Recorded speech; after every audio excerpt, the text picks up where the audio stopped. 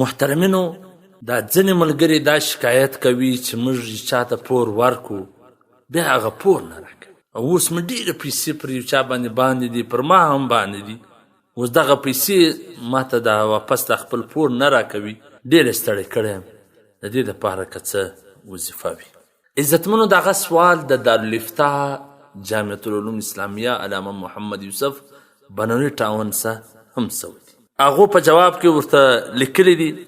حسبنا الله ونعم الوکیل نعم المولى ونعم النصير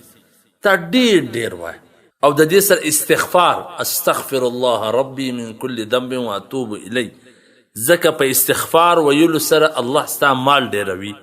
او په تګ و راتګ کې په روانه کې یا باسطو دا د الله نوم دی د دغه نامه ډېر ذکر کوه نو انشاءالله تعالی الله به هغو ته توفیق ورکړي په زړه کې به یې ور واچوي ستا پور به در ادا کړي